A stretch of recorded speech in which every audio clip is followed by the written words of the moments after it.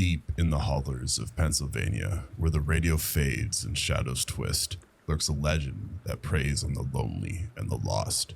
This is the true story of Turnpike Jack and the rookie cop who dared to cross his path. Before we begin, please like the video and subscribe. The story is by Mr. Gator. In the fall of 1979, Marty Joseph was a 23-year-old rookie highway patrolman with the Pennsylvania State Police. Marty was fresh out of the academy, and before that had been a star football player at Temple University in Philadelphia, before returning to his native western Pennsylvania to attend the State Police Academy.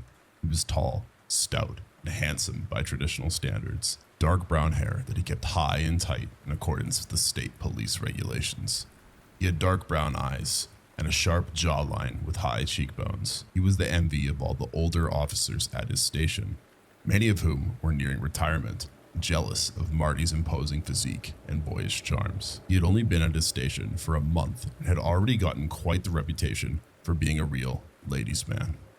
As a patrolman with the Pennsylvania State Police, Marty was stationed out at Edensburg, Pennsylvania, the county seat of Cambria County. Marty's patrol beat was a 50-mile stretch of US Route 22 between Blairsville and Hollidaysburg, which he considered to be the loneliest road in the state.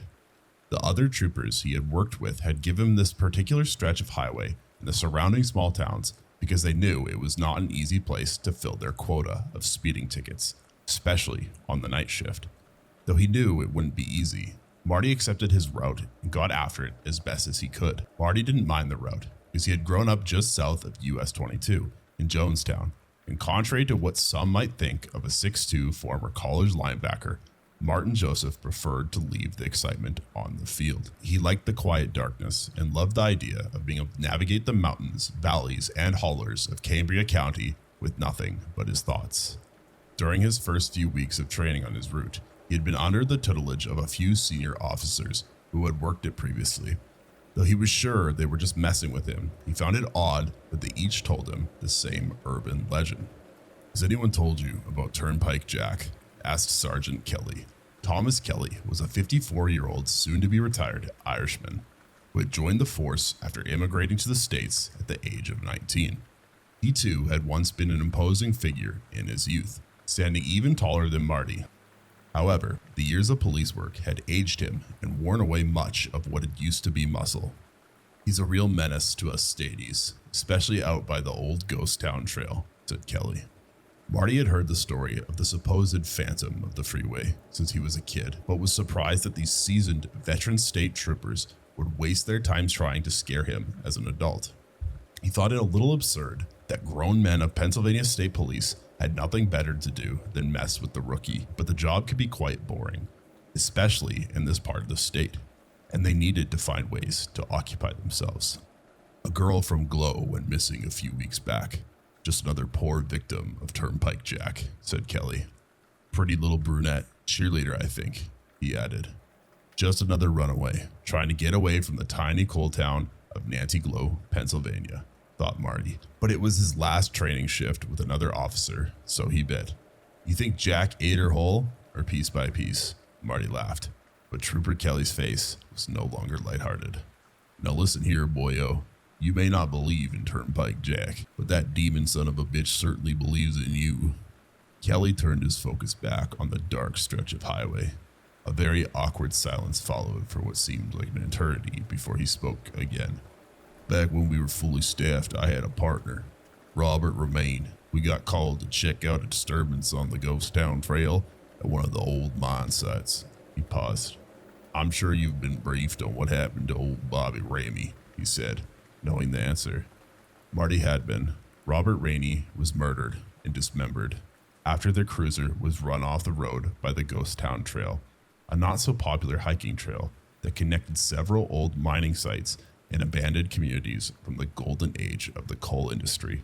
The trail weaved between the towns of Nantiglow and Edensburg, following along the Blacklick River.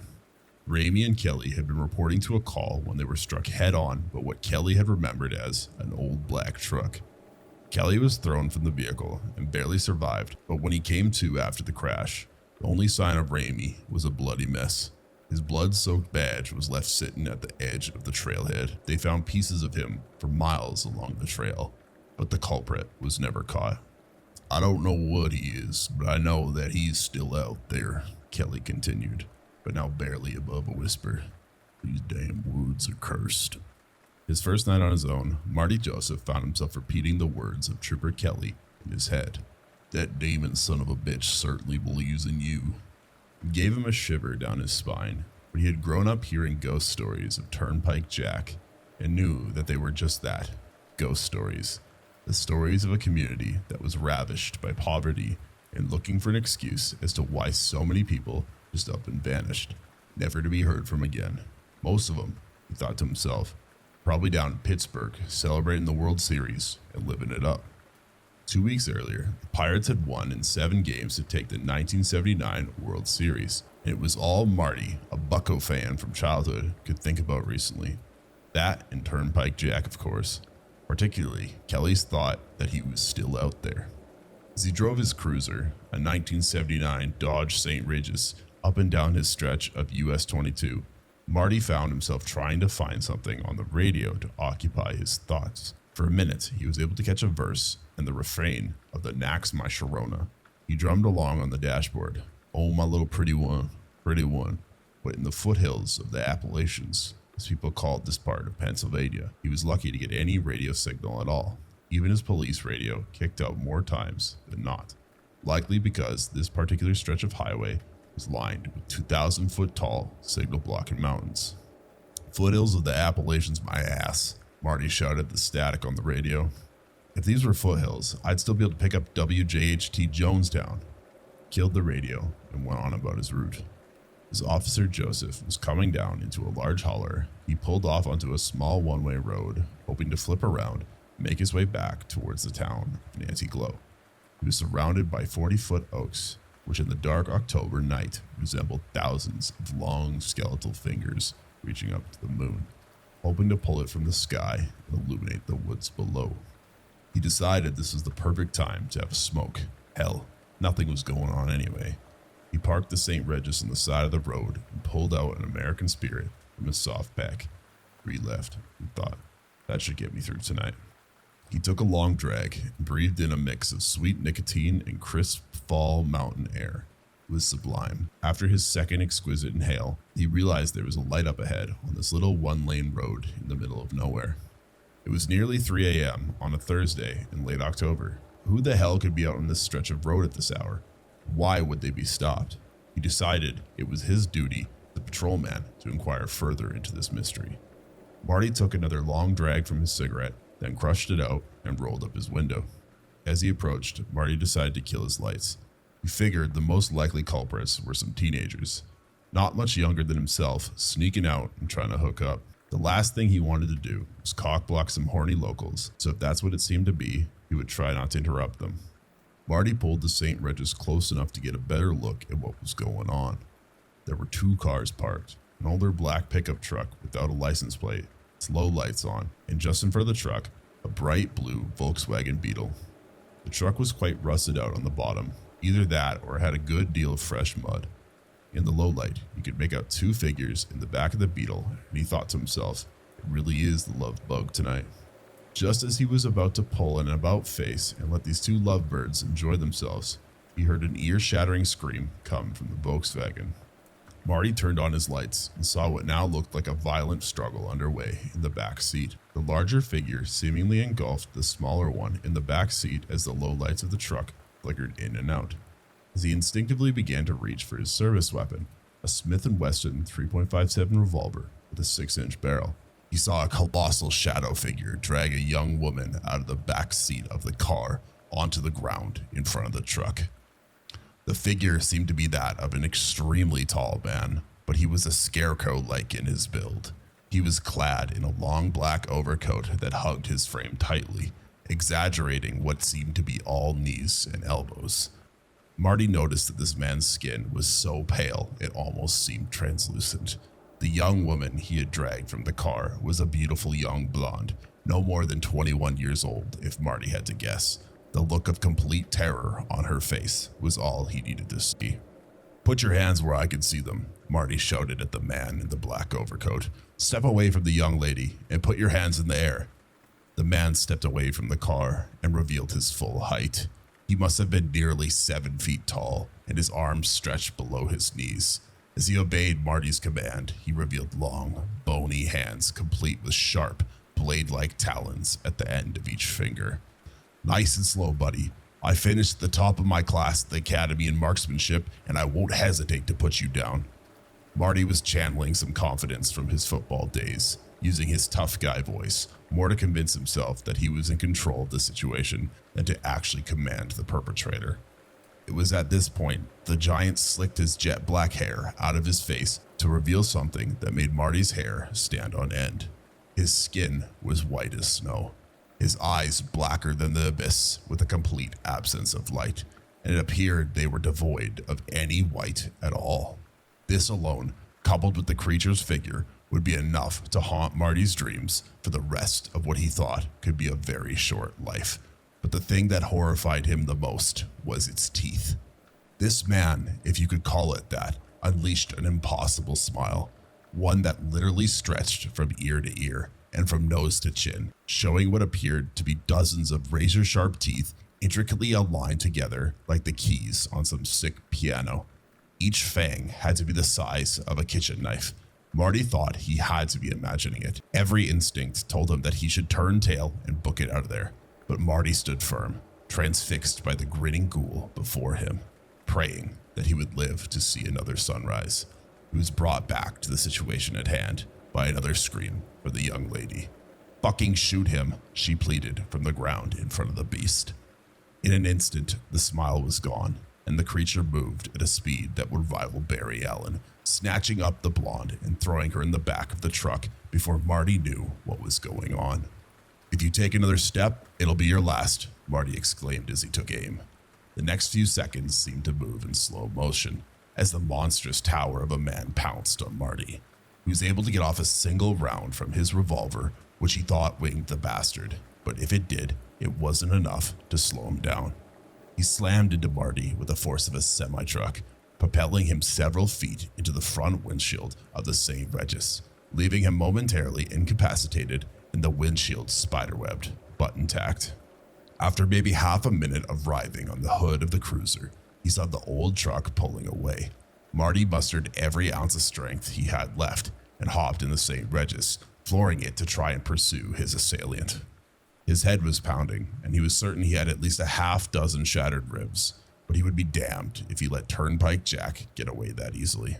Marty needed all 195 horsepower of the St. Regis to catch up with the old truck, and he nearly lost control on the back holler roads more than once, but he was now only about a car's length behind. He tried multiple times to radio for backup, but between the damage the cruiser had taken and the already horrible radio signal, he was out of luck. Marty decided he was going to ram the truck and try to force him off the road. He floored it again, taking an angle to try and clip the back left of the truck's bumper, forcing him to the right and hopefully into a ditch. What Marty did not count on was the driver of the truck slamming the brakes at the exact right time to send Marty's cruiser end over end from the direct impact. Hanging upside down from his seatbelt, which he must have put on in a haze because it was only around his waist, Marty peered out into the cold, dark night. His vision was fading, but the last thing he remembered seeing before fading to black was the distinct silhouette of the slim giant with the black eyes and the razor grin. Turnpike Jack, coming his way through the darkness. When Marty awoke, he found himself having to adjust his eyes to the low light of what appeared to be a cave or cavern. He had an open gash above his right eye, which had bled and crusted, impeding his vision even further. The fact that the blood had already dried meant he had probably been there for a while. As Marty tried to wipe the blood from his eye, he quickly realized his hands had been bound behind his back. He searched his surroundings for any indication of where he might be, finding a small amount of light resonating from a lantern set up against the cave wall opposite to him. As his eyes adjusted, he scanned the area in the light only to behold a sight that turned his stomachs and forced a muffled retch. On the far wall, a few feet from the lantern, was the young blonde. She was dead, ripped open from sternum to navel. Her torso had been emptied of its contents, leaving just a bloody shell. She had literally been gutted. Marty turned and hacked up everything that was left in his stomach and gasped for breath. It was then that he heard a sinister cackle coming from the deepest, darkest part of the cave. Out of the darkness rose the form of Turnpike Jack, flashing the same visceral smile, except now his teeth were no longer white, but stained and dripping with red. He stood to his full height and stepped into the light of the lantern. "Hungry?" he asked with a laugh as he gestured toward the body of the young blonde. "There's plenty to go around," he said facetiously, his voice low and raspy. "So it speaks," Marty said to the creature. "Does it have a name, or should I just call you Jack?" The creature was amused by this line of questioning, mulling over the words it would choose to share with its soon-to-be prey. "I've had many names over the centuries," he paused, seemingly reminiscing. "In the old country, they called me Baba Yaga. In London, I was the Ripper. Down south, I have been called El Coco, but in this place, I am most frequently Turnpike Jack." As he spoke, Marty was working on an escape plan. Luckily, this monster hadn't searched all of his pockets before binding his arms. He was able to secure his Zippo lighter from the back pocket. He knew he needed to keep Jack talking long enough for him to burn through the cloth restraints on his hands. Even if he could manage to free himself, he was pretty banged up, but at least he would have a chance. "Looks like I got you pretty good, huh?" Marty said as he gestured to a hole in the overcoat, darkened with blood. Yes. A few inches to the right, and I may have been in some serious trouble. A good thing I had a meal ready to rejuvenate me," he said as he clutched the hair of the blonde, dragging her corpse closer to him. As the creature did this, a very important thought popped into Marty's head, an old saying he had heard as a kid that, if it bleeds, you can kill it. Marty had managed to light the Zippo and was making quick progress on his restraints. He was almost free, and his thoughts shifted to how he was going to bury this monstrosity. What could he use to his advantage against a creature that has survived for centuries eating the flesh of human beings? As he was searching for answers, it dawned on him that he had been in this place before. It wasn't a cave, it was a mine. He was in the belly of the old Lackawanna Iron and Coal Company mine, just south of the now ghost town of Wellram. Marty lamented the fact that in high school, he used to come down here to get high with his buddies, but his youthful transgression may actually give him a chance to survive his run-in with the devil himself. It was almost by divine providence that Marty noticed an old MJ carved into the cave wall, barely visible in the lantern light. He had put it there when he was 16 and had brought his then-girlfriend, Lucy Gallus, down here to do the deed for the first time. Marty can barely remember losing his virginity that night, but he could never forget the beating he took from her father for taking her into one of the most unstable mine shafts in the eastern United States. They had shut down several shafts because of cave-ins and rock slides had killed dozens of miners over the years. Marty knew that where he sat was liable to collapse at any moment, and that with the right kind of force, he could bring down the roof. Marty had been pretty unlucky thus far on his first shift, but there was some kind of otherworldly force working in his favor. As just below his carved MJ, barely within the light of the lantern, was his service revolver. He would not have much of a chance and needed enough time to make his move. He tried to stall what he imagined was Jack's plan, dismember and eat him, possibly alive. "So Jack, what are you gonna do to me?" Turnpike Jack's black eyes widened and he flashed that sinister smile again. "Well, officer, I plan to do to you what I did to this lovely young lady." He gestured to the blonde. "Except you, Officer Joseph, I will consume whole." His smile grew and his dark eyebrows furrowed. Marty, continuing to stall for enough time to free himself, taunted his captor. "Not sure that's possible, even with your big mouth," he said, almost daring the creature to prove it could. It was then the demon showed itself in its truest form. Jack's already impossible smile began to grow as he opened his mouth, detaching his jaw and stretching it nearly to the ground. His black eyes rolled over pure white, much like a shark's eyes when it bites into its prey. as he shuffled what was left of the blonde into his now doorway-sized mouth. At this juncture, he resembled a giant anglerfish in more ways than one. His skin, his eyes, his teeth. Crunch, crunch, crunch. 3 bites with his mega mouth and she was gone.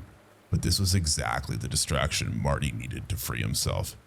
He made a beeline for the Smith & Wesson and secured it just as the beast was slurping up the blonde's legs like oversized linguine. He raised the gun at the demon and slowly backed out towards the entrance to the mine shaft, one step at a time, keeping his hand cannon fixed square on Turnpike Jack. Jack laughed. Now that I've fed, that little toy won't do much damage. I kind of figured that, Marty retorted, but I'm betting a few tons of coal and limestone might do the trick. Turnpike Jack grasped what Marty was planning to do and leered at him with a mix of anger and fear in his eyes. He began his charge, but his movements weren't as explosive as they had been earlier.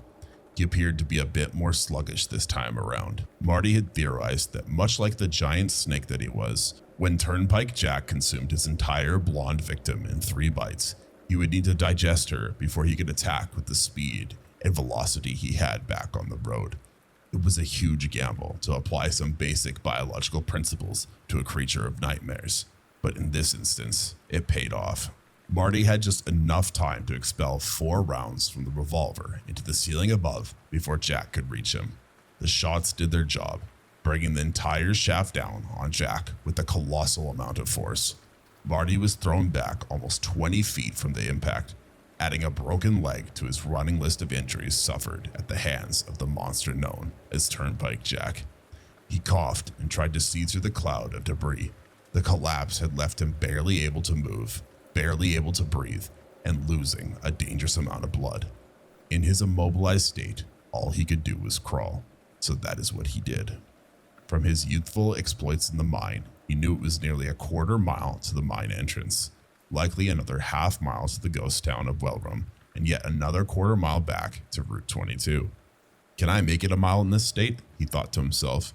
He wasn't sure if he would survive, but the knowledge that Turnpike Jack was somewhere behind him, buried in literal tons of rock, gave him the motivation to keep moving up the shaft. As he crawled, he was drifting in and out of consciousness. In his delirious state, Marty had a revelation about the world we lived in. If there can be a Turnpike Jack, what other kind of evil can there be in this world?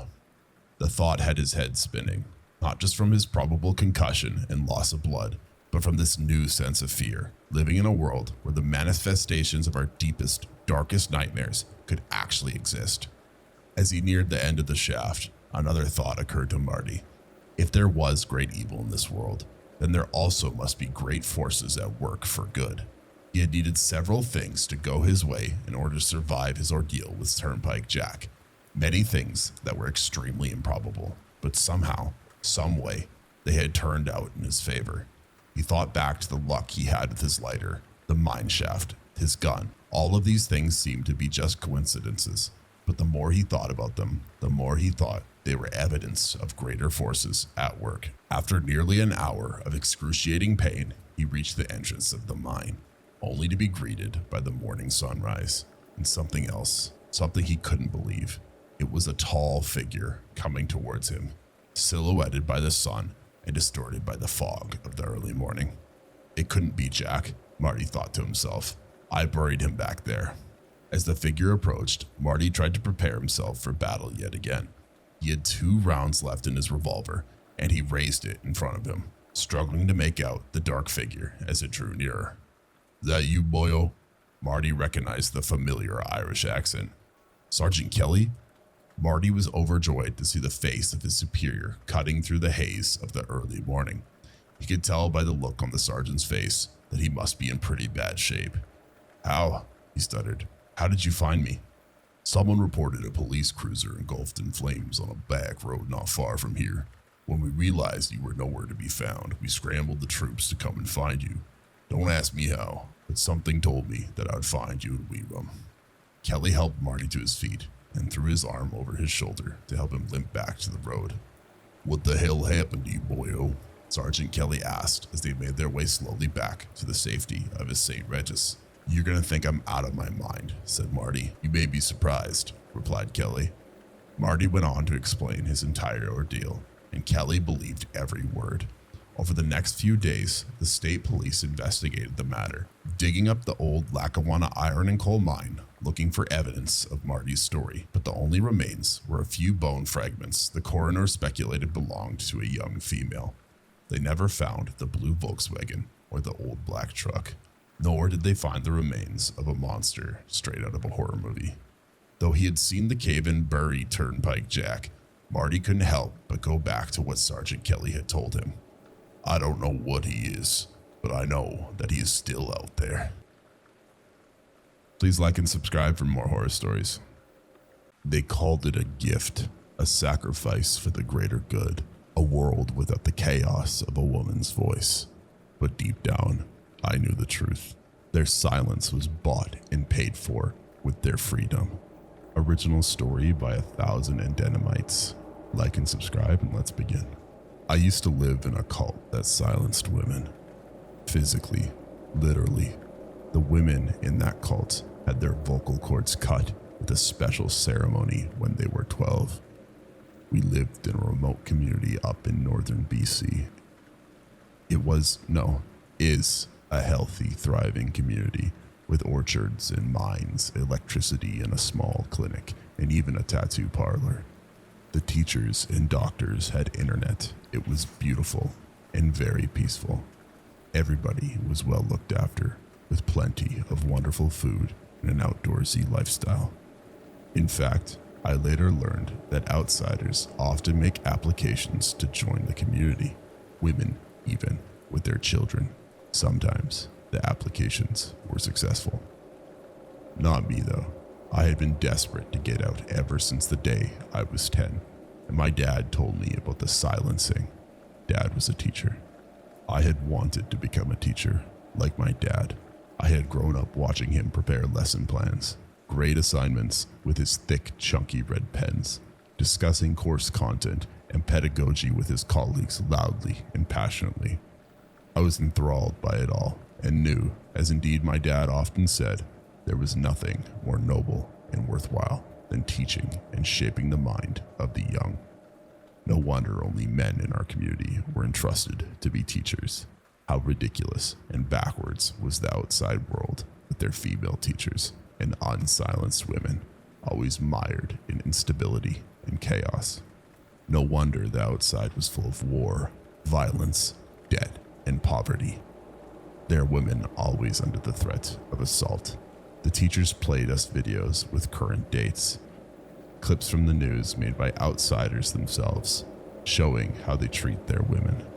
No wonder there was always a queue of women desperate to join us, a community free of mistreatment, abuse, and assault, with plenty of food for everyone and a small, safe home. Being silenced must be a small price to pay. I remembered my mom laughing until the tears ran down her face when I had first told her about wanting to become a teacher, just like Daddy. Then she had gathered me in her arms and sobbed as if her heart had broken. Dad told about the silencing a short while after that. He was a great teacher, and I understood why it was necessary. Dad had explained it all carefully, the history, the benefits to the community, the evolution from a symbolic tattoo along the throat to an actual, painless clinical procedure which disabled the vocal cords permanently. I was so lucky I had a teacher dad who took the time to explain things so beautifully and clearly to me. Other girls would usually just get a notice from the clinic with the date and time of their silencing appointment. However, as Dad said, it was very important that it was taught correctly, with proper context. Otherwise, it wouldn't be understood properly. That's why teaching was such an important job. Having a teacher dad had other benefits too. He had thrown me a silencing party most girls could only dream of, with amazing food imported from outside, dancing and singing. I had a gorgeous, floofy, glittery, lacy dress, also bought specially from outside for the occasion, and all my friends had been so jealous as I shimmered through the day. I still remember that dress. But then it was over, and everyone went home. My silencing would take place tomorrow. I lay in the dark, unable to ignore the knot of fear that had been tightening in me all day. Well, all my life really, since the day Dad told me about the silencing. As I lay there, thinking about the procedure tomorrow, which would permanently disable my vocal cords and silence me forever, the waves of fear breaking over me grew stronger. There was a light tap at my bedroom door. I raised my head and called softly, "Yes?" The door opened and my mom glided quietly in. She was also dressed for bed. Despite the dark, the tattoo along her neck and throat was plainly visible. She had just chosen a plain line, as I would. Many silenced women choose elaborate designs for the neck tattoo they receive after their silencing, but I wanted the same plain line across my neck as Mom had. She reached out for my hand. I whispered, "Mom, I'm scared." She started typing on her pad, which was always with her. "Please don't be scared, Eliza. It's over so soon, and it doesn't hurt one bit. Just the tattoo afterwards, a little bit." I read the glowing words. Then I said, "Mom, I don't want to. I don't want to lose my voice." She looked so sad as she typed furiously. "Eliza, your dad has explained why it's like this here. You've studied examples of societies which don't have silencing. You know how terrible and miserable they are. We are such a peaceful, orderly society as we started silencing women. You know that." Dad yelled loudly, "Louisa, are you coming to bed?" Mom bent down for one last hurried kiss and then left my room. I was alone with my fears again. I couldn't help thinking about the outside, where women jabbered, chattered, gossiped, wheedled, manipulated men and told stories and yammered and protested and wanted this and that and the other. Dad said it was a disgrace, and one day maybe they would see the error of their ways and become like our community. But all these thoughts couldn't stop my fear for tomorrow and my silencing. Dark hours passed as I stared at the ceiling. I still remember those hours, heavy like glue, silent. It must have been 2 a.m. when I heard a faint tap-tap at my window. I sat up, putting aside my childish fears, and opened the curtain. An adult woman was behind the glass, smiling at me. Her neck tattoo was clearly visible in the moonlight, a beautiful design of roses and thorns. I didn't care about my safety. My dread for tomorrow had desensitized me. I threw open the window. "Who are you?" The woman opened her mouth and spoke, quietly, but still spoke, her voice coming from her lips. "Hello, Eliza. Will you come away with me?" I had never seen a woman of that age with a neck tattoo who could talk. My jaw dropped. "What?" She started speaking rapidly. "Eliza, I know how you feel. We can take you away, outside. I can't explain much now, but if you want to, you have to come away with me now. It will be a hard life, but you won't lose your voice. At least, not today you won't." I was silent for a bit. I felt the dreadful fear of the last few years shifting a bit, giving away to a new emotion. Hope. Excitement. I looked at the aged face of this talking woman with the tattooed roses on her throat and nodded dumbly. She smiled at me. "Excellent. Follow me." "No, you don't need anything. We have everything you will need. A car is waiting. Not even shoes. Just move fast." My heart beating fast, I followed my new friend and climbed out of the window. She drove me for hours through the mountains, through winding back roads I never knew existed.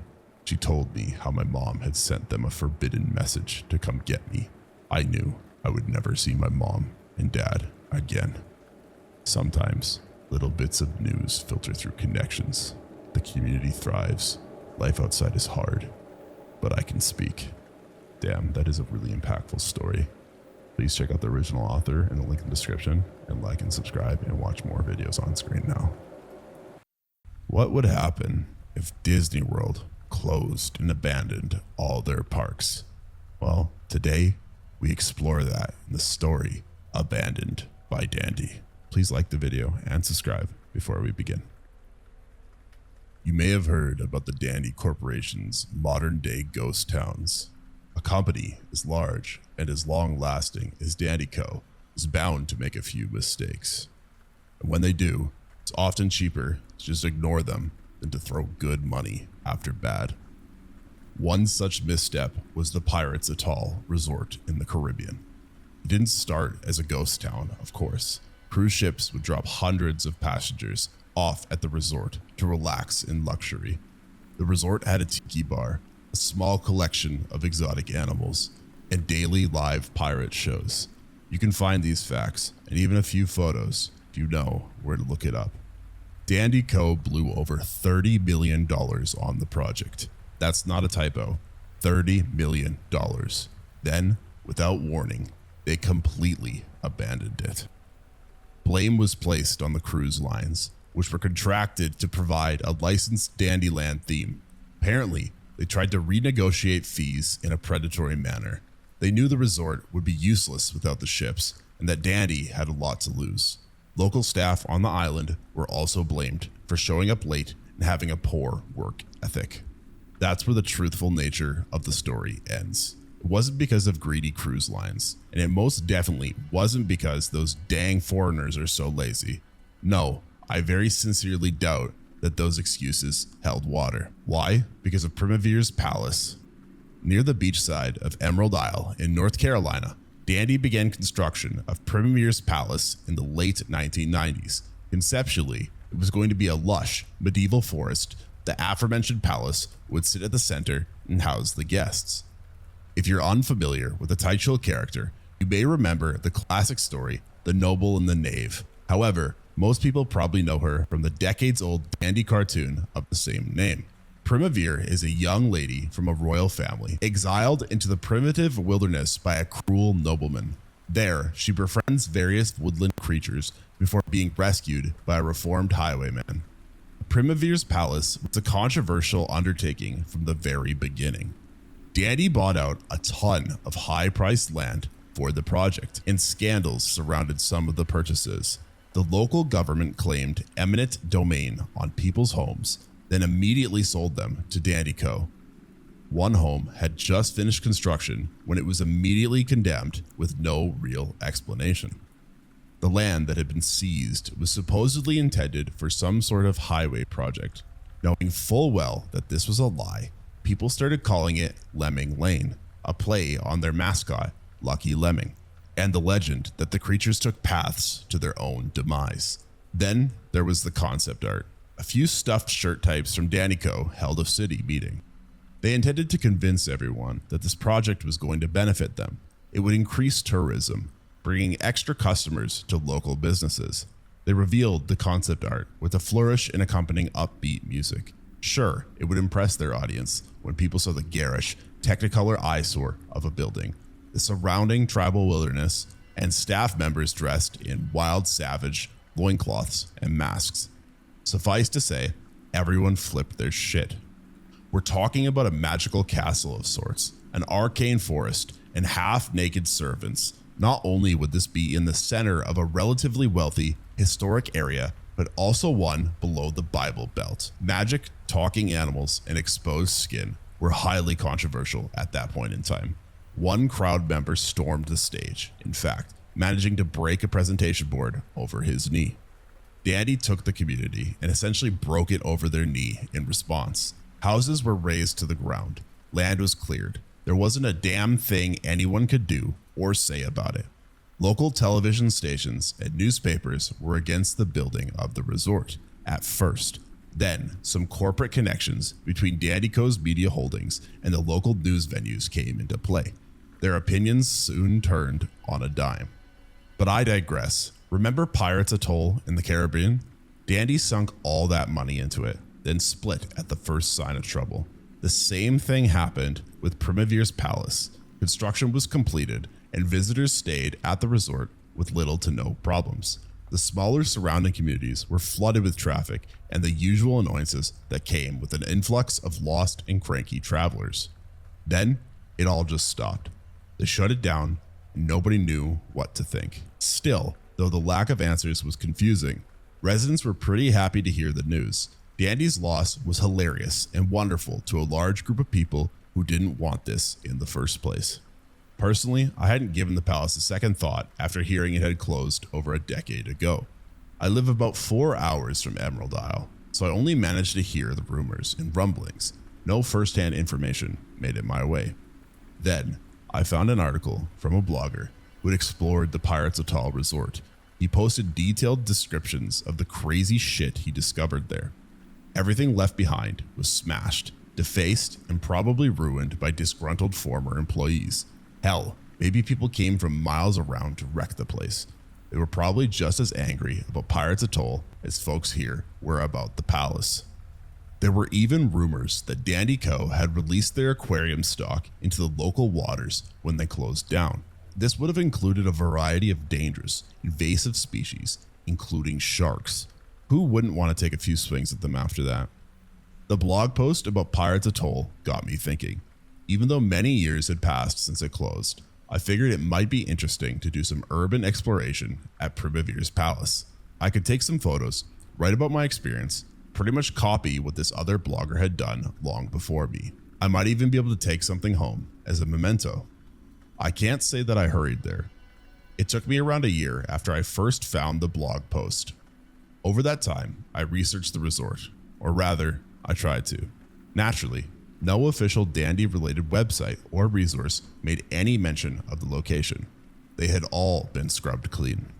Stranger still, it seemed like no one other than myself had thought to talk about the place or even post vacation photos from there. None of the local news sites contained one word about the place, though that could be expected since they had all swung Dandy's way.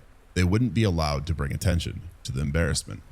More recently, I learned that large corporations can actually ask search engines to remove search results. From what I've heard, they don't even need to provide a good reason for the removal. Looking back on it, that's probably what happened. It's not that there were no posts about the resorts, but that their words were simply made inaccessible. So naturally, I could barely find the place in the end. All I had to work with was an old as hell map I received in the mail back in the 90s. It was part of a promotional brochure that had been sent out to the people who had recently been to Dandyland. My family had visited the park in the late 80s, so we were on the list. I hadn't intended to keep the brochure, but it got shoved into a box with my childhood comic books. I only remembered it existed a few months into my research. And then it took me a couple weeks to get around to visiting my parents and finding where it all been stored. After I found the map, I was sure the difficult part was over. However, on my way to the resort, I found that the locals weren't going to be any help. Most were transplants who had moved to the beach in recent years. Others were old residents who sneered the second I spoke the word Primavere, or worse yet, Dandy. The drive took me through an inordinately long corridor of overgrowth. Exotic plants had run rampant and overpopulated the area, mixing with the native species that were desperately vying to reclaim the land. I was in awe when I finally reached the entrance to the main resort. The tremendous monolithic wooden gates still stood, their supports cut from what seemed like giant sequoias. The otherwise majestic gate was gouged by woodpeckers, and the base was slowly being eaten away by burrowing insects. Hanging at face level was a sheet of metal. It was some random scrap with a hand-painted message scrawled in black paint, "Abandoned by Dandy." Clearly, this was the handiwork of some past local or employee who wanted to voice their own small protest. The entrance was open wide enough to slip through, but not wide enough for a vehicle. So grabbing my digital camera, a flashlight, and the brochure, I set off on foot. Flipping the paper over displayed a layout of the resort itself, though the landscape was a little less friendly. The inner grounds were just as wild as the entryway. Fruit trees stood untended and ragged among piles of their own stinking, bug-riddled rot. There was a strange clash between odor and chaos, as carefully planted rows of perennial flowers fought for space with tall weeds and stinking blackened mushrooms. All that remained of any smaller outdoor structures were piles of broken, charred debris. Something that seemed to be an information booth was now a chopped up heap of wood and splintered information boards. What vandals hadn't ruined was ruined by inclement weather. What struck me as bizarre was a large statue of Princess Primavere, which stood prominently within a courtyard in front of the palace. She was frozen in a delicate wave toward no one, staring into empty space with a demure, slight smile as generations of bird shit covered her crown, hair, and dress. Ugly, thorny vines entangled her platform. I approached the building. Any colors left were washed out, sun faded, and much of the plaster meant to stimulate stonework had cracked from exposure. Where the paint hadn't peeled or chipped away, there was copious amounts of graffiti. The front doors weren't just left open. They had been taken completely off of their hinges and were seemingly stolen. Above the gaping maw where the front doors had been, someone had once again painted the phrase, "Abandoned by Dandy."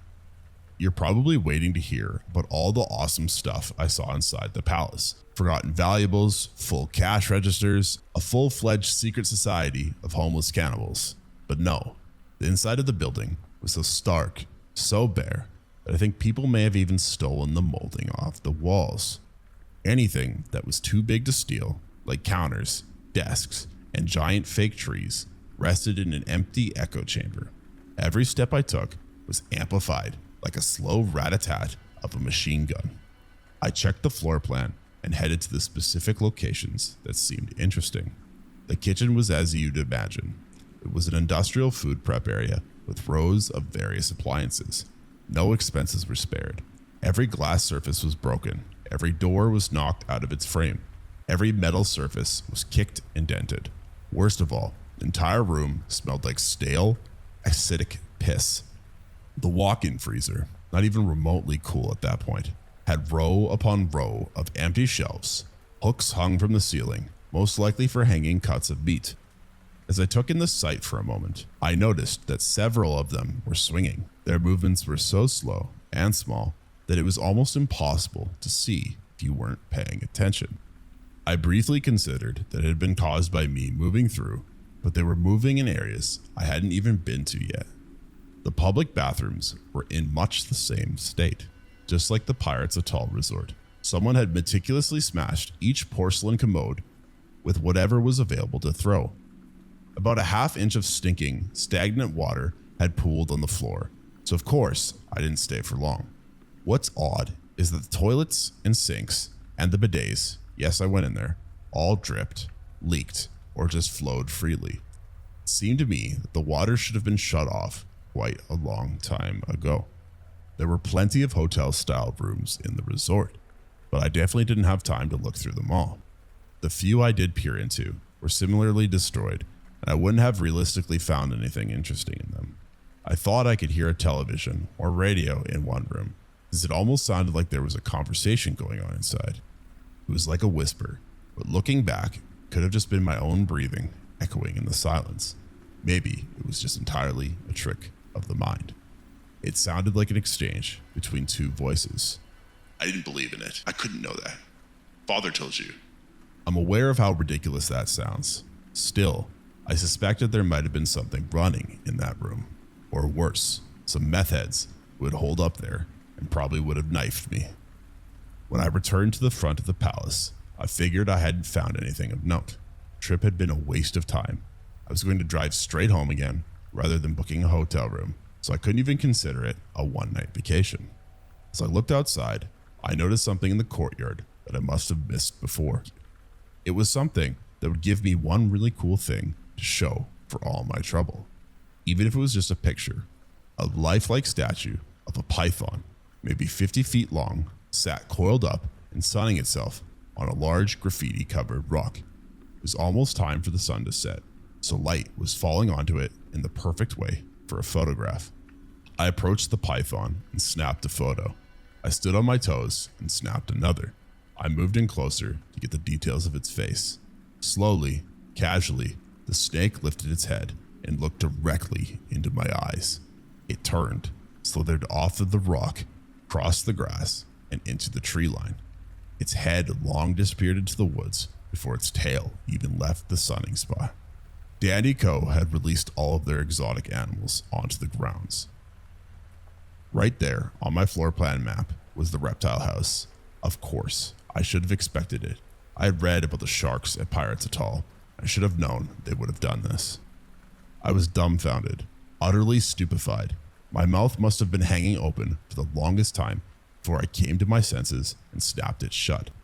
I blinked stupidly for a moment, then back towards the palace, away from the snake, Even though it was gone, I wasn't taking any chances and retreated to the building to gather my wits again. I looked for a place to sit down and breathe. I always had an unreasonable fear of snakes, of anything with scales really. At that point, my legs felt like they'd become jelly. Of course, there was no place to sit down unless I wanted to recline in broken glass and a leaf carpet crawling with insects. I could have hauled myself onto a desk, but it probably would have collapsed from age. I had seen a receding staircase in the lobby and decided to have a seat there till my pulse stopped pounding in my ears. The stairs were far enough from the front of the building to be somewhat clean. Other than a startling accumulation of dust, I pulled a wedge of metal off of the wall and used it as an improvised seat cover. Once again, it had been painted with the "Abandoned by Daddy" motto I had become accustomed to. The stairway led down to a below ground level of the building. Using my flashlight, I could see that the stairs ended at a metal mesh door with a padlock. A sign on the door, a real sign, unlike the hastily scrawled ones, read, "Mascots only. Thank you." That perked up my spirits for two reasons. Firstly, a mascots only area would definitely contain some interesting things back in the day. Second, the padlock was still in place. Nobody had gone down there. Not the vandals, the looters, no one. That was the only place I could actually explore and perhaps find really unique stuff to photograph or even steal. I had come to the palace with the decision that it was okay to take something back for proof. After all, the owners clearly didn't care. I didn't have much hope of breaking the lock. The ravages of age weren't powerful enough to corrode the metal that much. What I could do, however, was separate the plate that held it in place from the damaged wood of the wall. The screws pulled free easily once I applied enough pressure. Either others hadn't thought to try bypassing the lock, or it was still too solid when they had tried. The mascots only area was a startling and welcomed change from the rest of the palace. Every second or third fluorescent light was illuminated, though they flickered and faded randomly. Nothing had been broken or stolen, though time and dissertation had taken their toll.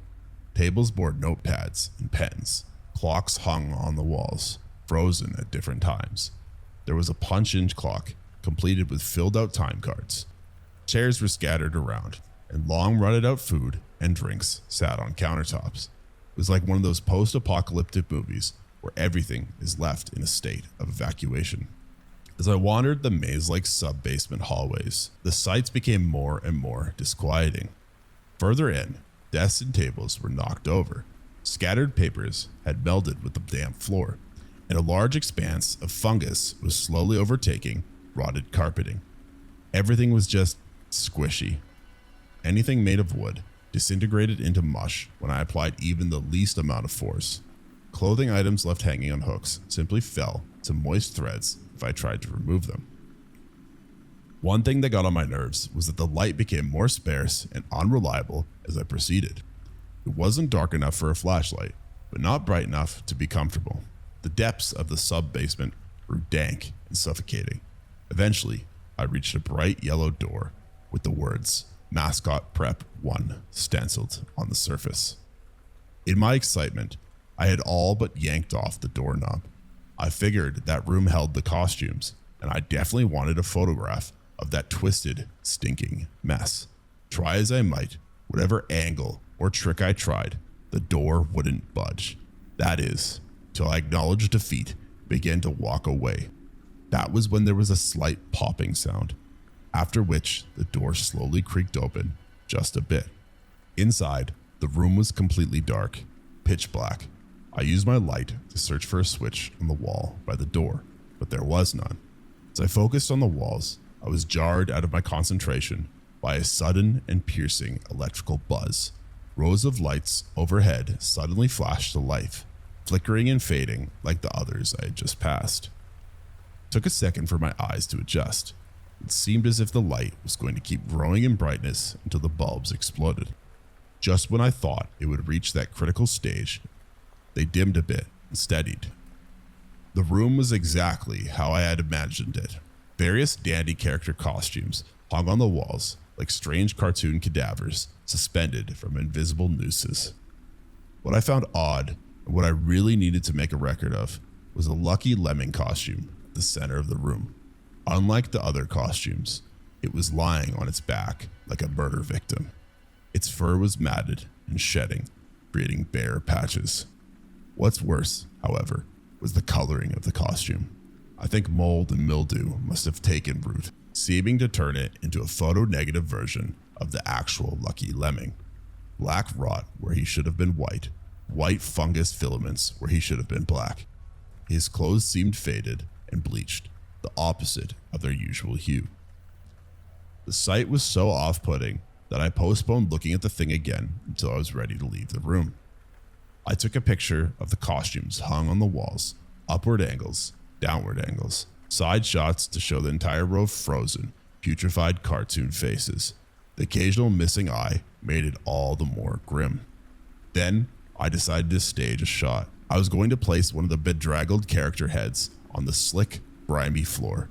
Reaching for the headpiece of a loopy loon costume, I carefully removed it so it wouldn't fall apart in my hands. As I looked into the face of the wide-eyed, moldering head, a loud clattering sound made me jump with fright. Looking down at my feet, I saw a human skull now resting between my shoes. It had fallen out of the mascot head and cracked into several pieces. The empty face stared up at me, jaw detached. I dropped the costume head immediately, as you'd no doubt expect. I moved for the door, but something stopped me. I looked back to the skull and felt a flush of anger. I had to take a picture to show the world. I'd need proof of this, especially if the Dandy Corporation was going to somehow make this all disappear. I had no doubt in my mind that Dandy was responsible for this, even if it was just gross negligence. Whatever happened, this was the real reason the resort had closed. I was the only one who knew. Me. As I contemplated the implications, that's when Lucky, that photo-negative, opposite character in the middle of the floor, started to get up. First sitting, then climbing to its feet. The Lucky Lemming costume, or whoever was inside of it, stood on oversized, unsteady feet. All I could do was mumble, "No," over and over again as its false face stared me down with an inoffensive, pleasant expression. With shaking hands, a violently thrashing heart, and legs that once again turned to jelly, I managed to lift the camera. It took all of my strength to raise and aim it at the thing that was quietly sizing me up. Head tilted, the camera's screen displayed only dead pixels in the shape of the thing. It was a perfect silhouette of the Lucky Lemming costume. As the camera shifted and shook in my hands, the dead pixels spread, marring the screen wherever Lucky's outline had appeared. The camera died. It went blank and quiet. It was broken. I raised my eyes once again from the blank screen to the costume in front of me. "Hey," it said in a hushed, perfectly executed Lucky Lemming voice. "Want to see my head come off?" It started to pull at its own head, working clumsy, glove-clad fingers around the surface of its neck with clawing, impatient movements. It was like watching a wounded man try to pull himself free from a predator's jaws. As it worked its digits into the fabric flesh, rolling rivulets of thick, curdled, yellow bile spilled from what seemed like wounds. At least it looked like bile. Infected blood? Pus? Vomit? I had zero interest in finding out. I turned away as I heard a sickening tearing of cloth and flesh. I only cared about getting away. Above the doorway, out of the room, I saw a final message clawed into metal with fingernails, or possibly bone. Abandoned by God. The picture files in the camera were irretrievable. I never got my head around writing the blog entry about what had happened.